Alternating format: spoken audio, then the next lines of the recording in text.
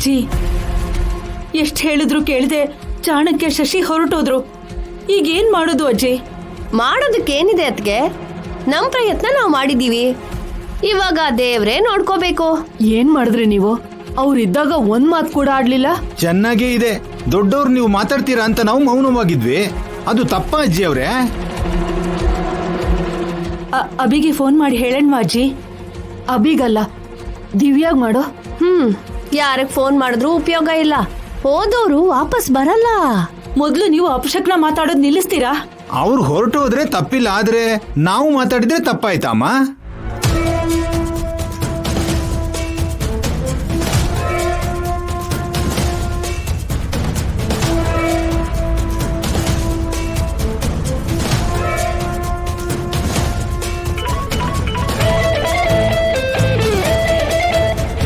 ದಿವ್ಯಾ ಫೋನ್ನ ಇಲ್ಲೇ ಬಿಟ್ಟು ಹೋಗಿದ್ದಾಳೆ ಅಜ್ಜಿ.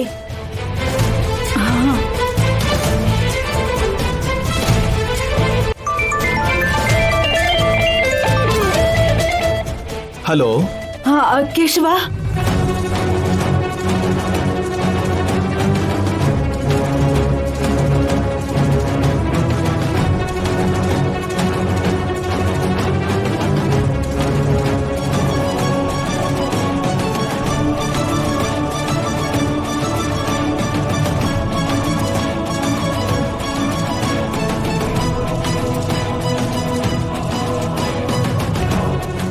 ಏನಾಯ್ತು ಕೇಶವ? ಚಾಣಕ್ಯ ಸರ್ ಶಶಿ ಮೇಡಮ್ ಮನೆಯಿಂದ ಹೊರಟೋದ್ರಂತೆ ಸರ್.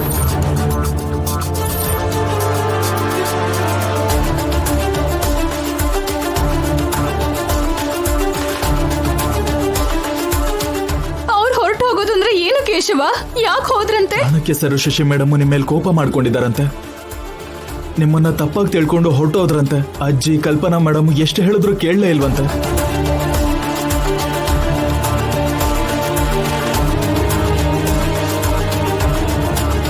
ಈಗೇನ್ ಮಾಡೋದು ಸರ್?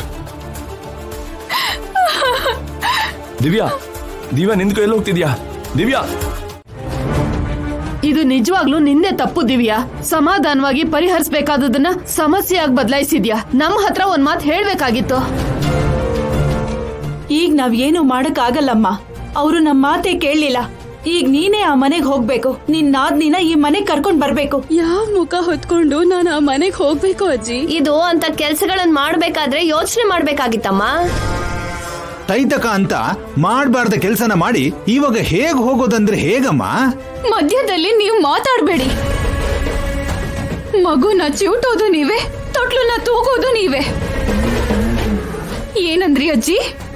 ನಿಮ್ ಹತ್ರ ಒಂದ್ ಮಾತ್ ಹೇಳ್ಬೇಕಿತ್ತು ಅಂದ್ರ? ಮತ್ತೆ ನೀವು ನನ್ನ ಹತ್ರ ಹೇಳಿದ್ರ? ಏನ್ ಹೇಳ್ಬೇಕು? ಇಲ್ಲಿವರೆಗೂ ಈ ಮನೆಯಲ್ಲಿ ಏನ್ ನಡೀತು ಅಂತ ಹೇಳಿದ್ರ? ಆ ಗೋಡೆ ಮೇಲೆ ಸೊಸೆಯಂದ್ರ ಫೋಟೋ ಯಾಕಿದೆ ಅಂತ ಹೇಳಿದ್ರ?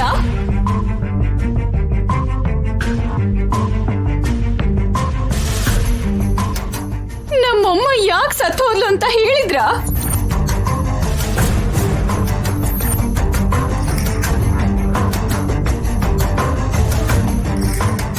ದಿವ್ಯಾ, ನೀನ್ ಸುಮ್ನಿರೋಣ್ಣ. ಹೇಳಿ ಅಜ್ಜಿ, ಹೇಳಿ ಕಲ್ಪನಾ ಅಜ್ಜಿ. ಈ ಮನೆಗೆ ಒಂದ್ ಶಾಪ ಇದೆ ಅಂತ, ತಲೆಮಾರುಗಳಿಂದ ಮನೆ ಸೊಸೆಯಂದ್ರನ್ನ ಬಲಿ ತಗೋತಾ ಇದೆ ಅಂತ ನೀವು ನನಗೆ ಹೇಳಿದ್ರ? ರಹಸ್ಯವಾಗಿ ಮುಚ್ಚಿಟ್ಟಿದ್ರಿ. ಸಾವನ್ನ ನೋಡ್ಕೊಂಡೇ ಬಂದ್ರಿ. ಈ ಮನೆಯಲ್ಲಿ ಯಾವುದೇ ಮದುವೆ ನಡೆದ್ರು ಅದು ಸಾವಿಗೆ ದಾರಿ ತೋರ್ಸತ್ತೆ ಅಂತ ಗೊತ್ತಿದ್ರು ಮೌನವಾಗಿದ್ರಿ. ಯಾಕೆ? ಈ ವಂಶಾಭಿವೃದ್ಧಿಗೋಸ್ಕರ. ಒಬ್ಬ ಮನುಷ್ಯನ್ ಸಾವಿಂದ ವಂಶಾಭಿವೃದ್ಧಿ ಆಗತ್ತಾ ಅಜ್ಜಿ? ಆ ಮನುಷ್ಯ ಪಡೋ ನೋವಿಂದ ಆ ವಂಶ ನೆಮ್ಮದಿಯಾಗಿ ಸಂತೋಷವಾಗಿ ಇರತ್ತಾ? ಆ ಮನುಷ್ಯನ್ ಕಣ್ಣೀರಿಂದ ವಂಶದ ದಾಹ ತೀರಿಸ್ತೀರಾ? ಆ ಸಮಾಧಿಗಳ ಮೇಲೆ ಮನೆ ಕಟ್ತೀರಾ? ಹೇಳಿ.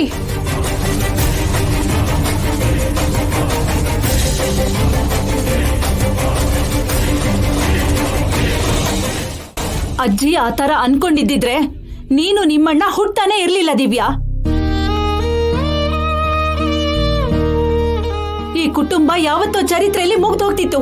ಕುಟುಂಬ ಅಂದ್ರೆ ಮನೆಯವರೆಲ್ಲ ಸೇರಿ ಬದುಕೋದು ಅಜ್ಜಿ. ಒಬ್ಬ ಮನುಷ್ಯನ ಸಾಯಿಸಿ ಮಿಕ್ಕದವರೆಲ್ಲ ಸಂತೋಷವಾಗಿರೋದಲ್ಲ ಅಜ್ಜಿ. ಯಾರು ಆನಂದವಾಗಿದ್ದಾರೆ? ನಾನ್ ಆನಂದವಾಗಿರೋದನ್ನ ನೀನ್ ನೋಡಿದ್ಯಾ? ಶಾಪನ ತಡಿಬೇಕು ಅಂತ ಕೊನೆ ಉಸಿರಲ್ಲಿ ಬದುಕಿದೀನಿ.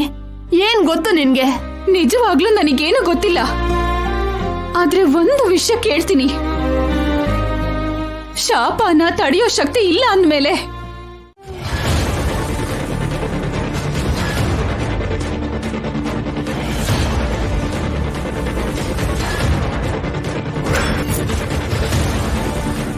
ತಾಳಿನ ನನಗೆ ತರೋದಕ್ಕೆ ಹೇಳಿದ್ದು ದಿವ್ಯಮ್ಮ. ನೀವು ಶಶಿ ಮೇಡಮ್ಗೆ ಬೇರೆ ಮದ್ವೆ ಮಾಡ್ತೀನಿ ಅಂದಿದ್ದಕ್ಕೆ ಹೇಗಾದ್ರೂ ಅಭಿ ಸರ್ಗೂ ಶಶಿ ಮೇಡಮ್ಗೂ ಮದ್ವೆ ಮಾಡಿಸ್ಬೇಕು ಅಂತ ನನ್ನ ಕೈಲಿ ನೆನ್ನೆ ತಾಳಿ ತರಿಸಿ ಇವತ್ತು ಮದ್ವೆ ನಡೆಯೋ ಹಾಗೆ ಮಾಡಿದ್ರು ಸರ್.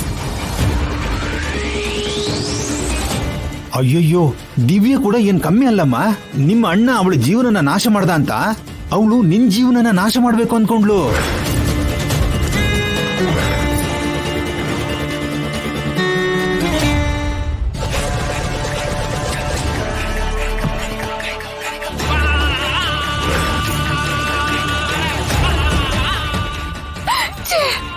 ಆ ಶಾಪ ಏನೋ ನನಗೆ ಇದ್ದಿದ್ರು ಚೆನ್ನಾಗಿರ್ತಿತ್ತು. ಹಾಯಾಗಿ ಸತ್ತೋಗಿರ್ತಿದ್ದೆ.